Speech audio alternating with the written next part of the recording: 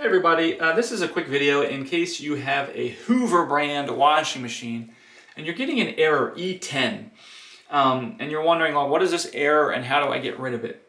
So a couple things. First of all, the E10 error means a couple different things depending on how old your machine is, what model you have.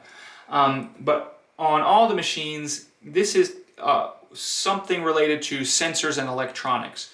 So for homeowners, there's not a lot you can do to get rid of this error.